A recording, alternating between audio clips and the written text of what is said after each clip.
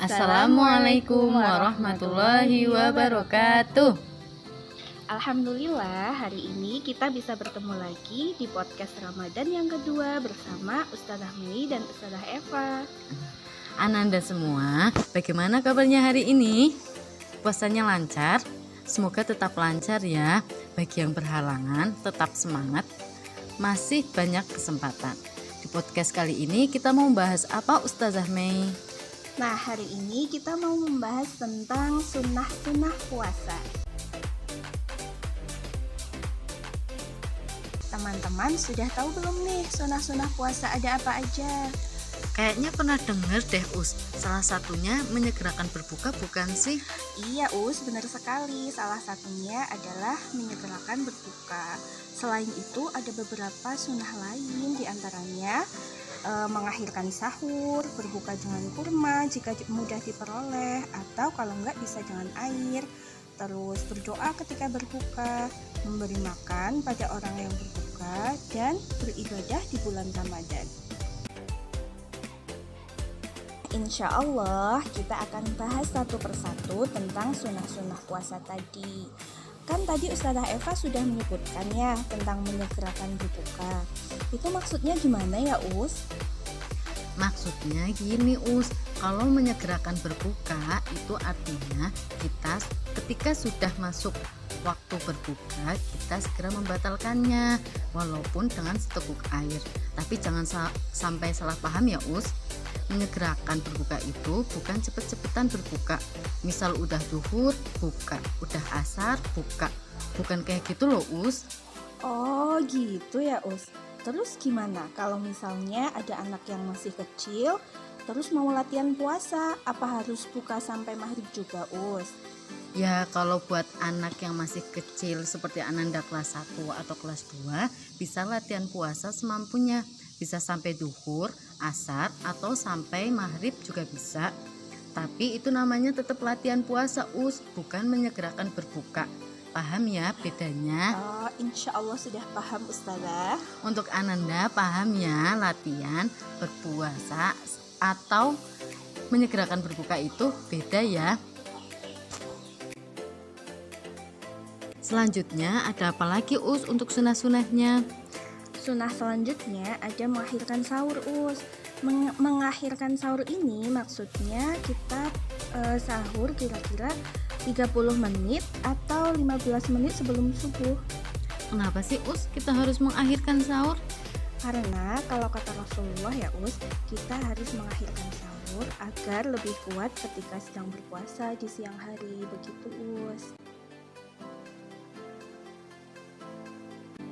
Sunnah selanjutnya adalah berbuka dengan kurma jika mudah diperoleh atau bisa juga dengan air. Ketika tidak ada kurma di rumah, kita bisa menggantinya dengan makanan yang manis-manis atau bisa juga diganti dengan buah yang manis. Di antara para ulama ada yang menjelaskan bahwa ketika kita berbuka dengan yang manis-manis seperti kurma akan memulihkan kekuatan kita setelah berpuasa siang hari.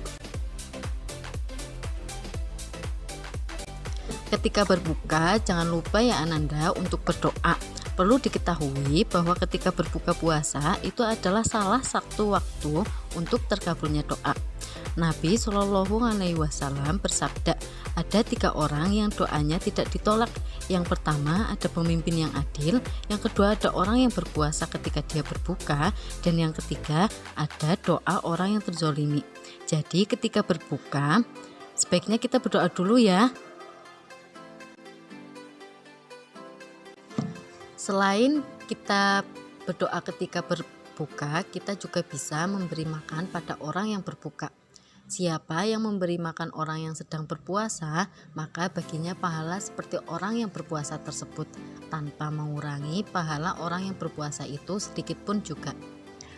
Berarti kita boleh dong, misalnya memberi makan orang yang berbuka aja tanpa harus ikut berpuasa.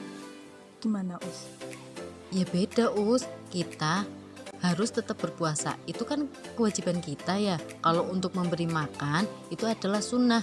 Dan kalaupun kita mau dapat pahala orang yang berpuasa, kita juga harus berpuasa. Oh gitu, jadi gitu ya teman-teman. Puasanya tetap wajib dilakukan dan memberi makan orang yang berbuka juga bisa dilakukan biar dapat pahalanya makin banyak gitu kan Us? Iya bener Us. Sunnah yang terakhir adalah lebih banyak beribadah di bulan Ramadan. Kenapa sih Us kita harus lebih banyak beribadah di bulan Ramadan? Karena ketika di bulan Ramadan Us, Allah itu kasih banyak banget bonus pahala buat kita Us. Misalnya kalau hari-hari biasa nih kita baca Quran pahalanya 10, di bulan Ramadan ketika membaca Al-Quran kita bisa dapat pahala 100, 1000, 10.000 atau bahkan bisa berkali-kali lipat lebih banyak Us, begitu. Oh, wah berarti kita harus tetap semangat nih untuk mengisi bulan Ramadan kali ini. Iya Us, biar kita bisa dapat bonus pahala banyak dari Allah Subhanahu wa taala.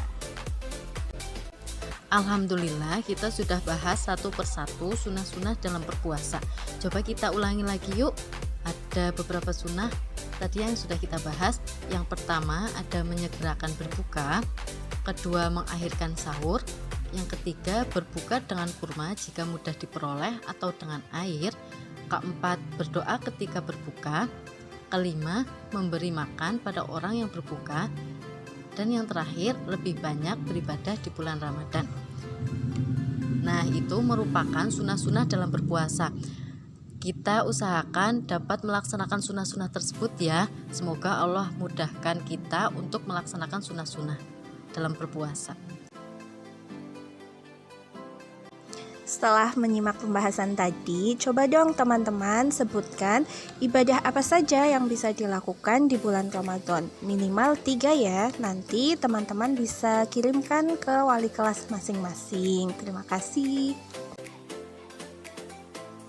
Demikian untuk podcast kali ini. Terima kasih sudah menyimak sampai akhir. Semoga bermanfaat ya untuk Ananda dan Ustazah semua. Kita tutup dengan bacaan penutup majelis. Subhanakallahumma wa bihamdika asyhadu an la ilaha illa anta astaghfiruka wa atubu ilaik. Wassalamualaikum warahmatullahi wabarakatuh.